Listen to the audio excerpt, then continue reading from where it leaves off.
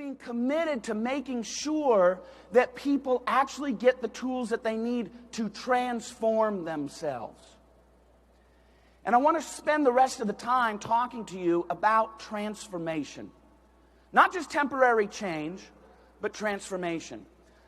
In fact, I've dedicated myself so much to this. It's such a big fundamental shift. I've created a website, widenerleadership.com, and we're putting new stuff up there just about transformational stuff. And I want to share with you some of the ideas that I've been conceptualizing, and some of them are ideas that maybe you've heard before, but I want to give you a new little twist on it. One of my favorite quotes of all time is people need to be reminded more than they've been instructed. So you might get some instruction today, but some of what you're going to hear today is going to be reminders. You're going to say, I've heard that before, but the big question is are you doing it? In fact, you're going to see me do this regularly today. I'm going to hold up the mirror. I'm going to teach you a little something, and I'm going to hold up the mirror. And that's time for you to look in the mirror and say, am I actually doing that? Have I actually implemented that? Am I actually doing the things that I need to do to see that kind of life transformation? So here's the premise. If you can write this down, write it down. If you want to memorize it, it's short, you can memorize it. But this is the fundamental premise of everything I'm teaching from this point forward. It's one of the greatest success principles of all time. It was written thousands of years ago.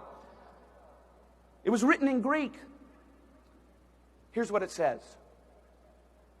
Do not conform to the patterns of the world, but be transformed by the renewing of your mind. I love that because it sets up the difference, and then it gives you the way to do it. Let's go through it again. Do not be conformed to the patterns of the world, but be transformed. How? By the renewing of your mind. Service is the third. Transformational people. Most people are conforming to the pattern of the world, and they're just living for themselves. All they do is just live for themselves. They're thinking about me all the time. How can I get what I want? How can I, it's all about me. Transformational leaders, they're people who serve. They say, I'm going to not just think about myself, I'm going to think about other people. Zig Ziglar said, you can have anything you want in life if you help enough other people get what they want out of life.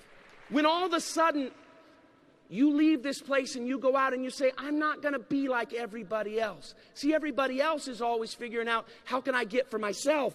Transformational people, they're saying to themselves, how can I help other people get what they want out of life?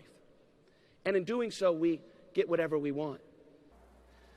But when you say to yourself, when you're willing to accept the responsibility, when you're willing to look at yourself, the good, the bad, and the ugly, what you weigh, how much money you make, what your relationships are like, what your marriage is like, all that stuff, when you're willing to say, where I am today is the sum of the choices I've made up until now, you gather power. It's difficult sometimes, especially if we're not where we want to be, but you gather power.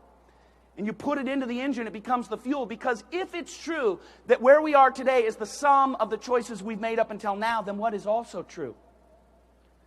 What is also true is that wherever we want to go simply becomes what? The sum of the choices that we make from here on out. So it doesn't matter where you are today. You can be wherever you want to be. Transformation is not about where you are now. It's about where you want to be and how to get there. Make the goal not just what you do for yourself, but what you do for other people, because other people are attracted to people who care for them, who consider others' interests more important than their own. The greatest book on influence of all time, and a lot of what I talk about when in my speeches and my book, The Art of Influence, is Dale Carnegie's old book, How to Win Friends and Influence People. Great book. If you haven't read it, read it. He says that the sweetest sound on anybody's ear is what? Their name. Why? Because they want to know that somebody cares. They want to know that somebody's thinking about them. They want to know that somebody's interested. If you want to be a great leader, it's good to be interesting. It's far better to be interested. Don't just be interesting, be interested. Be interested in what other people are doing, what their life is like, what their dreams are, what their goals are, what their visions are, and then go to work to help them get it. And the last one is excellence. Conformists are average. Conformists, they do enough to get by.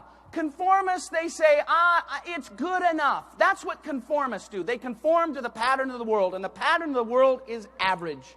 The pattern of the world is mediocre. The pattern of the world just says, what's enough to get by? Transformational leaders say, I'm committed, dedicated, devoted in every single area of my life to excel.